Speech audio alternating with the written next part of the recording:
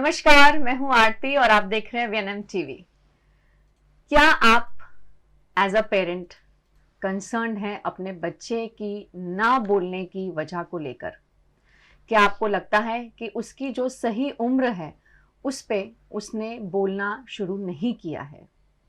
तो अगर आपको ऐसा लगता है तो चलिए आज हमारे जो एक्सपर्ट हमारे साथ जुड़ रहे हैं उनसे जानेंगे न्यूरोलॉजिकल पॉइंट ऑफ व्यू से, अगर बच्चे की सही उम्र में बच्चा बैबलिंग करना या बाद में जो एक शब्द को बोलना स्टार्ट करता है वो नहीं होता है, अगर उसके सही माइलस्टोन्स अचीव नहीं होते हैं लैंग्वेज को लेकर, तो उसके पीछे मेडिकल क्या रीजंस हो सकते हैं, उस पर आज चर्चा करेंगे।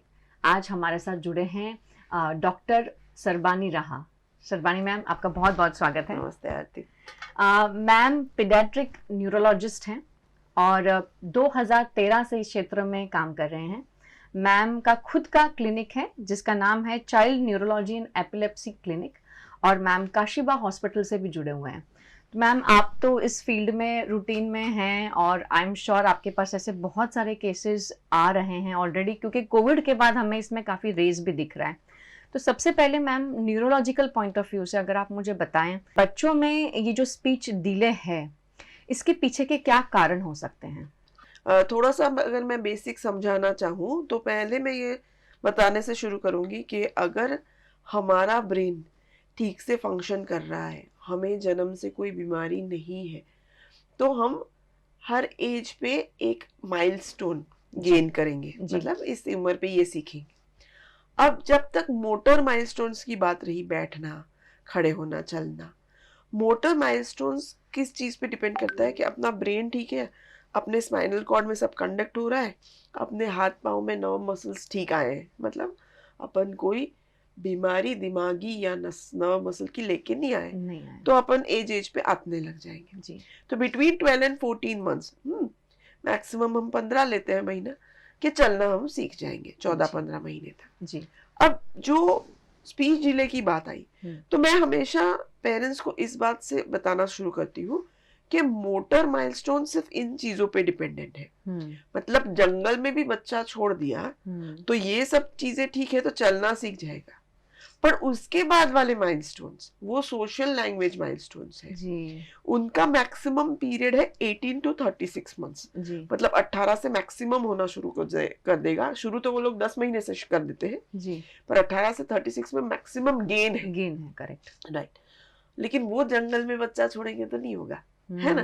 तो जो अपना ह्यूमन नेचर, ह्यूमन ब्रेन है, उसने सोशल और लैंग्वेज माइलस्टोन्स को एनवायरनमेंट डिपेंडेंट रखा है, करेक्ट। तो हमारे पास थोड़ा सा जेनेटिक बैकग्राउंड अगर चाहिए, हमारा इंटैक्ट सीएनएस चाहिए, ब्रेन स्पाइनल कॉर्ड सब इंटैक्ट है, और फिर हमको एनवायरनमेंट भी चाहिए, राइट।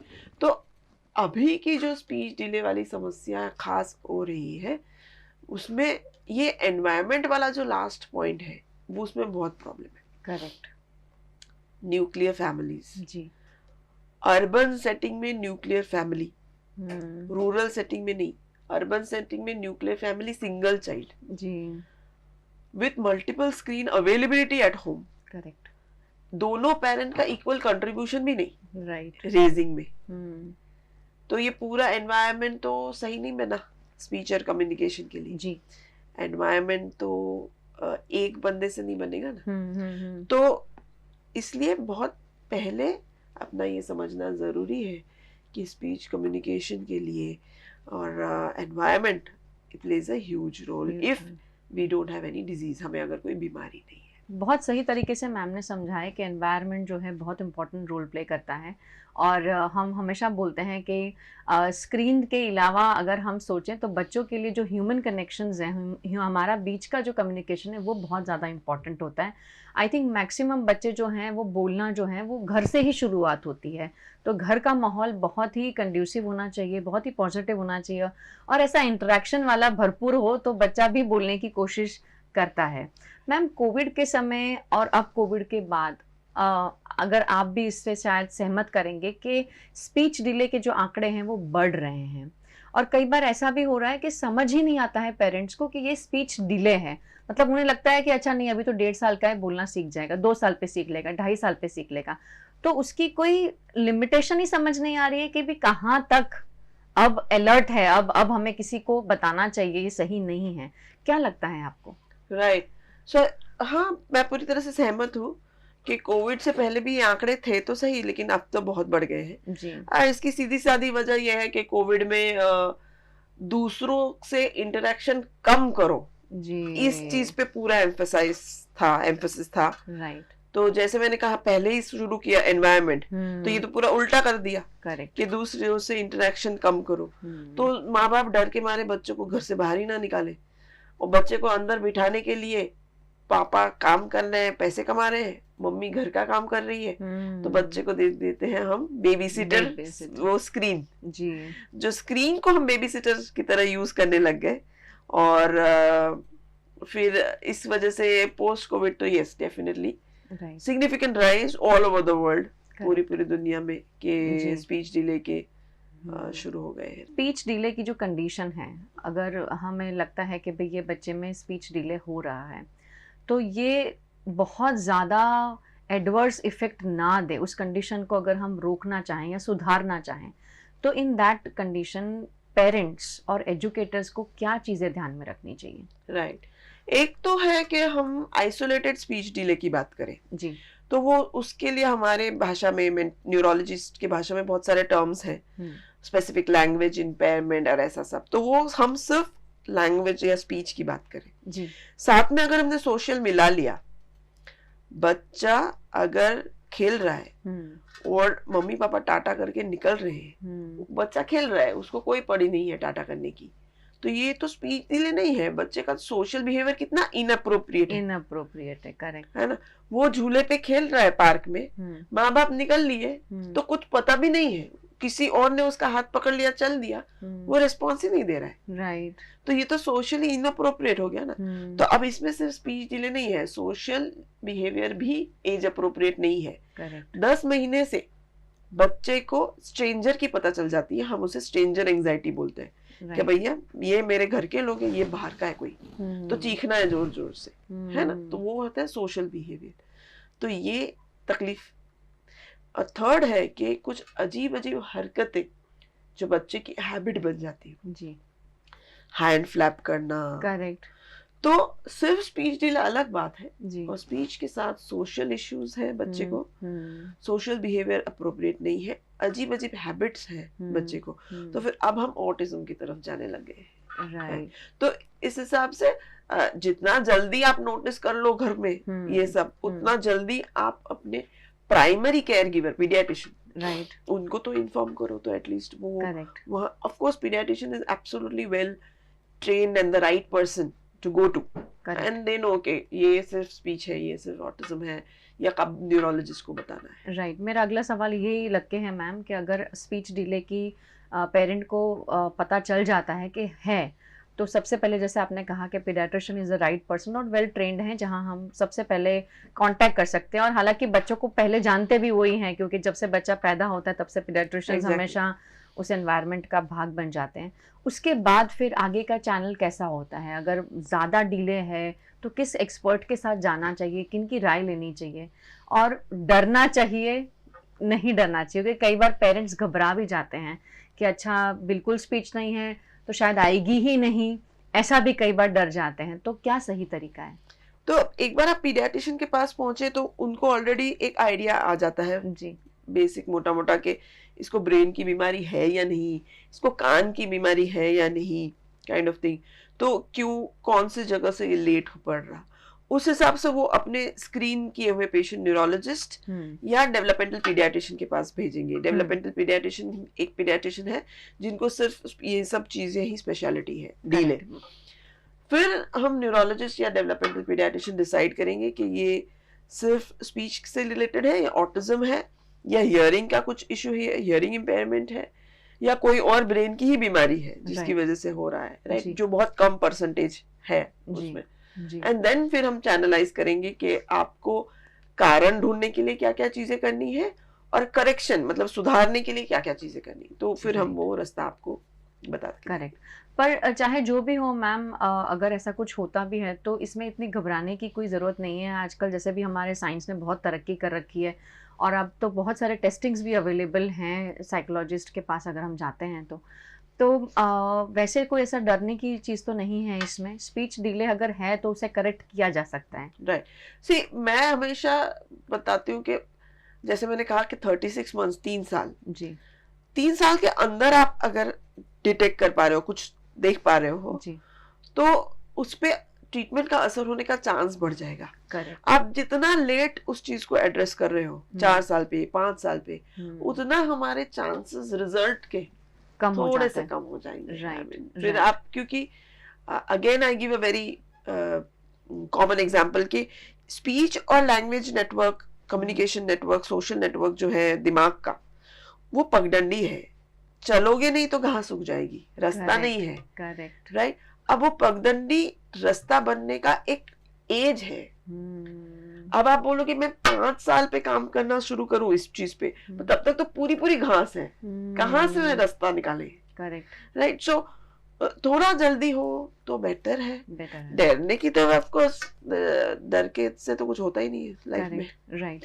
बहुत सही बताया मैम। एक और चीज़ बहुत कॉमनली हमेशा पेरेंट्स बात करते हैं, जैसे कि कई बार ऐसा भी हो जाता है कि हम, कोई कहना चाहता है कि भाई इतने साल का हो गया बच्चा अभी तक क्यों नहीं बोल रहा है। तो ऐसा भी अक्सर सुनने में आता है कि भाई उसके पापा लेट बोलना सीखे थे या दादाजी लेट बोलना सीखे थे। तो क्या ये सारी चीज़ें भी आपके पास आती होंगी? तो कैसे आप उनको कन्विंस करते राइट, हैं? नहीं ये तो बहुत कॉमन है। मतलब सबसे पहले ना बताने का रीजन ही यही होता है जी कि इसके तो पापा भी लेट बोले थे। Correct. राइट, सो देन ये तो बहुत ही कॉमन है। जी इनफैक्ट मैं ऐसा बोलती हूँ कि अगर जेनेटिक बैकग्राउंड है, जैसे 2 साल के बच्चे हैं, 10 बच्चे हैं, उन 10 बच्चों को हमने रोज 6 घंटा टीवी दिखाया, 6 महीने बाद उसमें से 2 ऑटिस्टिक या स्पीच डिले वाले होंगे, राइट। बाकी के 8 क्यों नहीं हुए? तो थोड़ा सा तो जेनेटिक मेकअप चाहिए। करेक्ट। आपका थोड़ा बेस है जेनेटिक, अब उसमें आपने एनवायरनमेंट भी डाल दिया, राइट तो आपको हो जाएगा, राइट। बाकी सबको नहीं होगा ना। नहीं होगा। अब हमको सबका जेनेटिक मेकअप कहाँ से पता होगा? राइट। तो हम सबके लिए कॉमन रखेंगे कि भाई नहीं, आपके फादर को लेट हो, दादा को लेट हो, किसको भी लेट हो, वो तो उल्टा पॉजिटिव हो गया भाई, आपको तो ऑलरेडी जेनेटिक बैकग्राउंड है, आप उसमें क्यों बीज डाल रहे हो भाई? करेक्ट। तो इसलिए फिर वो सब चीजें डेफिनेटली महत्व की हैं, डेफिनेटली आते हैं। 2 साल पे बोर बेचेंगे तो बोलना शुरू हो जाएगा, वो तो डेफिनेटली शुरू हो जाता है हमारे पे कि बोर बेचने से बाद भी नहीं हुआ इसलिए आया है। फाइन, तो that is all acceptable, but ये बहुत इंपॉर्टेंट है कि आपका ऑलरेडी बैकग्राउंड है जी। तो वो एक्चुअली ऐसा है कि आप जितनी जल्दी, तो मतलब उसको समझ के सुनकर हमें रिलैक्स नहीं होना है, पर उस पर एक्ट करना है, और जितना जल्दी एक्ट करेंगे बच्चे को उतनी तकलीफ कम होगी। लेस देन 3 ईयर ओल्ड में स्क्रीन नहीं दिखाना है। जी तो वो एक चीज है जो अभी तो मतलब रैम्पेंट है, बहुत ज़्यादा है मैम। मुझे लगता है कि बच्चों के दिनचर्या में स्क्रीन्स का बहुत इम्पोर्टेंट रोल हो गया है आजकल। अक्सर जब मैं पेरेंट्स को मिलती हूँ, जब मुझे बताते हैं कि भाई मेरा बच्चा स्क्रीन के बिना खाना नहीं खाता है, मेरा बच्चा स्क्रीन के बिना सोता नहीं है, मैं कैसे काम करूँ अगर मैं अपने बच्चे को स्क्रीन ना दूँ तो ये आई थिंक बहुत ना चाहने वाली चीज़ हो रही है, और जिसके रिपरकशंस हम सभी देख रहे हैं। तो जैसे मैम ने बताया कि स्क्रीन टाइम कम कर सकें तो बहुत अच्छा है। ना दें, मैम तो कह रहे हैं ना दें, लेकिन वो ही है कि धीरे धीरे आप कम कर कर उसको ना पर लेकर आइए। बहुत समय लगेगा, बहुत पेशेंस चाहिए, क्योंकि आप ही ने दी है तो बच्चा इतना आसानी से छोड़ेगा नहीं, लेकिन उसे उसके रूटीन से निकालना बहुत ज़्यादा ज़रूरी है। I think ma'am will agree कि जो हमारे इंटरेक्शंस है, जो ह्यूमन कनेक्शंस हैं, जो चीजें बच्चा यहाँ से सीखेगा ना, वो स्क्रीन से डेफिनेटली कभी नहीं सीख सकता है। Screen is a passive device. जी जी, वो चल रहा है, हमें नहीं कुछ करना है। करेक्ट। पैसिव डिवाइसेस का कोई रोल नहीं है लेस देन 3 ईयर में। जी, यू नीड 1 to 1, राइट, मतलब टू एंड फ्रो चलते रहना चाहिए, करेक्ट। तो ही लेस देन 3 years ओल्ड को स्किल्स आएंगी, सोशल और कम्युनिकेशन की, दोनों आएंगी। राइट। जी मैम आपका बहुत बहुत थैंक यू आज हमारे साथ जुड़ने के लिए। क्या आप, वैसे तो मैसेज आपने ऑलरेडी हमारी ऑडियंस को दे दिया है, अगर आप कुछ और जनरली कहना चाहें हमारे एजुकेटर्स को स्पेशली, क्योंकि 3 के बाद जो डिलेस तो जो हो रहे हैं और अगर पेरेंट उस पर एक्ट करना चालू कर भी देता है, पर बच्चा जब वो स्कूल एज में आ गया है ऑलरेडी, तो टीचर्स को क्या चीज ध्यान में रखनी चाहिए? राइट, आई थिंक तो पेरेंट्स के लिए तो ये है कि लेस देन 3 साल से कम आप स्क्रीन मत दीजिए, जी, किसी भी तरह का स्क्रीन मत दीजिए। आप बच्चे के लिए घर में प्ले एरियाज बनाइए जो चाइल्ड सेफ हो, और उसमें आपका बच्चा रहे आधा घंटा जब आप काम कर रहे हैं, लेकिन स्क्रीन को बेबी सिटर की तरह यूज मत कीजिए। एडुकेटर्स के लिए आप जैसे अपना क्लास देखते हैं, आपको पता चलने लग जाता है कि ये थोड़ा सा बच्चा डिफरेंट पढ़ रहा है, जी, तो उनको फिर आप 1-to-1 अटेंशन इम्प्रूव करना, उनका फिर आप वो एनवायरनमेंट घर का कैसा है थोड़ा चेक करें। चेक करना, जी, यू नो कि क्या हो रहा है, व्हाई इज दिस चाइल्ड मतलब फॉलिंग बैक, थोड़ा अलग क्यों लग रहा है ये। तो एंड वहां से बहुत ज्यादा बुरा ना बोलना पेरेंट्स को। थोड़ा सा ये हो जाता है, मेरे पास ऐसे रोते पीटते आ जाते कि टीचर ने तो बोला कि इसको दूसरे स्कूल में ले जाओ, ये तो बहुत अलग सा ही है कुछ नहीं। मैं मानती हूँ कि अगर आपको 20 बच्चे संभालने हैं एडुकेटर को, और एक ही बहुत परेशान कर रहा है, तो उससे बाकी के 19 का पूरा सफर हो रहा है, तो ऐसा लगता है कि सेपरेट कर दिया जाए, इसको अलग ले जाओ। पर थोड़ा सा तो हमारी भी जिम्मेदारी है। तो आई थिंक टीचर पेरेंट्स को डराए ना, यस, रिमेन अवेयर ऑफ कि कौन अलग है, उनका सोशल एनवायरनमेंट कैसा है, उनको पॉजिटिव मोटिवेशन के होगा कम ऑन। जी जी जी, बहुत सही बताया मैम ने। और इसमें एक चीज मैं जरूर ऐड करना चाहूंगी कि बच्चों को लेबल मत करिए। जहां तक आपको कुछ पता नहीं है या आपके पास ब्लैक एंड व्हाइट में नहीं आ जाता है कि ये बच्चे को ये तकलीफ है, तब तक पहले से ही उस बच्चे को लेबल ना करें, क्योंकि लेबल्स बहुत आगे तक जाते हैं। और ये हमें समझना बहुत ज़्यादा ज़रूरी है एज एजुकेटर कि हर बच्चा अलग है, उसकी कैपेबिलिटीज़ अलग हैं। जो बच्चा सही समय पे सीख लेता है कुछ चीज़ें, कोई बच्चा थोड़ा समय लेकर सीखता है। सब कर लेते हैं, लेकिन उसको एनवायरनमेंट जो है वो हमें देना है, वो रिस्पॉन्सिबिलिटी हमारी है। पेरेंट्स अगर इससे नहीं समझ पा रहे हैं, नहीं डिटेक्ट कर पा रहे हैं, तो वो हमारी एक रिस्पॉन्सिबिलिटी है कि हम पेरेंट्स को बताएं कि बच्चे के बिहेवियर में ये सारी चीज़ें हो रही हैं और ये सही नहीं है, तो आप प्लीज़ एक्सपर्ट की हेल्प लें।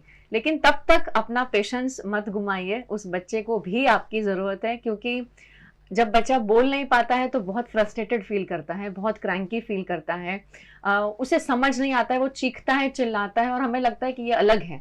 वो ऐसा नहीं, क्योंकि वो बोल नहीं पा रहा है इसलिए वो ये सब करने की कोशिश कर रहा है। समझें बच्चों को और अपना समय ज़रूर दें। Ma'am, thank you so much, आपका बहुत बहुत धन्यवाद हमारे साथ जुड़ने के लिए। आप सभी व्यूअर्स का भी अ बिग थैंक यू। हर हफ्ते आप इसी तरह हमारे साथ जुड़ते हैं और आगे भी जुड़ते रहिए। VNM TV और VNM TV किड्स का यूट्यूब चैनल है, लाइक करें, शेयर करें, सब्सक्राइब करें। और जितने भी पेरेंट फ्रेंड्स की आपके लगती है आपको कि ये कंसर्न है कि उनके बच्चे में स्पीच की डिले हो रही है, तो ये वीडियो ज़रूर शेयर करिएगा। मैम ने काफ़ी सारे प्रैक्टिकल चीज़ें बताई हैं जिससे आप इजीली डिटेक्ट कर सकते हैं कि प्रॉब्लम है या नहीं, और नहीं है तो बहुत अच्छी बात है, पर फिर भी गैजेट्स तो नहीं देने हैं। Thank you so much.